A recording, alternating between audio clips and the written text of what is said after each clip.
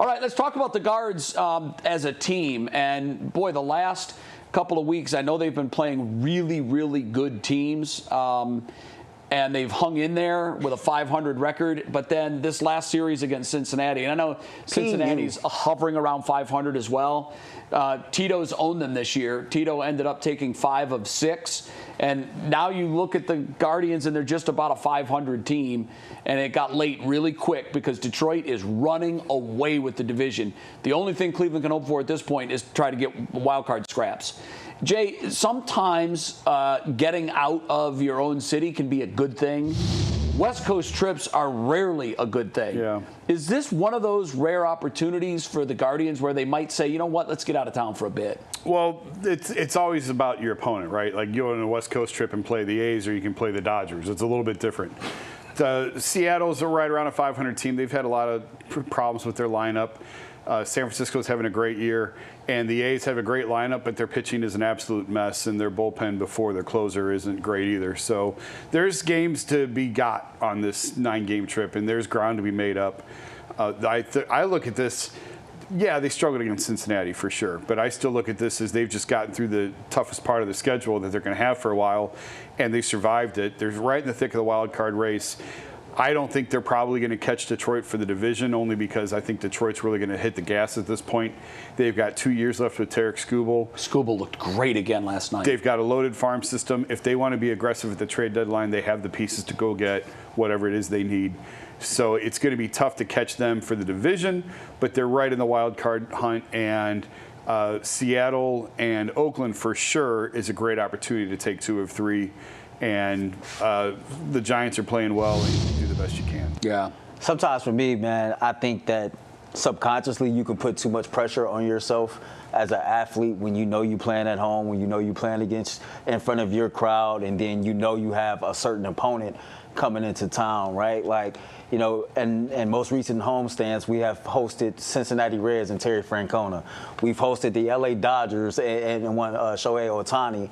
And so who knows, like dog, I'm driving to the ballpark.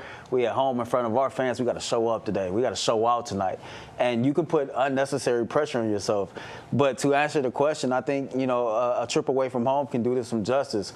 We all stay in the city of Cleveland. We're all from here. We love this city, right?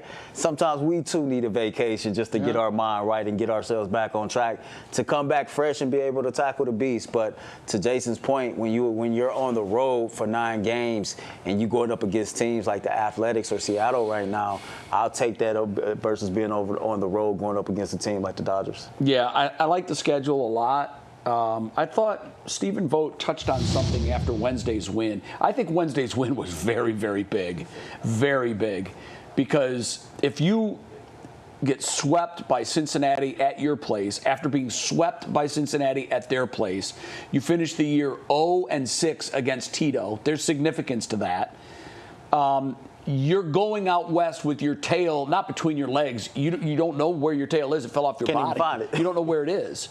And Stephen said this after the game Wednesday. He said, look, getting on that plane is going to be a whole lot easier now going to that West Coast road trip because we didn't just win. Our bats woke up. That's the most runs they've scored in a game this year, 11 runs. I said this when I was on the panel Tuesday.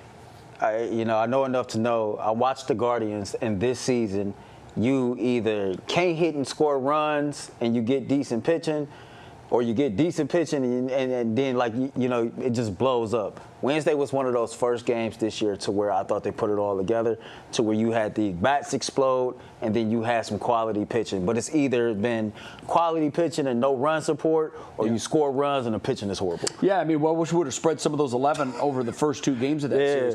We had gone 4 games in a row where we had scored 11 runs combined. And for my baseball guys, Angel Martinez is becoming one of my favorite players. I like him a lot. He hit a rough patch there, but yeah, I think he was 3 for 3 at one point. I'm watching him in center field get comfortable with the glove, and I know, like, he was in a slump to where, like, he was like 4 for his last 41 or something like that.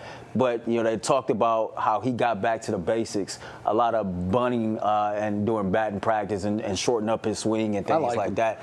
I just like his personality. I I just like how he adapts to whatever situation he's put in, and he's eager to learn that center field position. And hopefully we got us one. To your earlier point, they haven't played their best baseball yet. And Steven said that the other day. Yep. And maybe this could be the start of it. We've seen, I know you said you're done with Logan Allen. God, I've been there before, and then I go out and I look at what he did the other day, and I'm like, okay, it's in there. It's in there. Let's get more of that. The problem with our pitchers is they've all at points been great, and they've all at points been awful. Yeah, they're stretching need out Joey consistency. Cantillo in Columbus. I'd rather see Cantillo back up.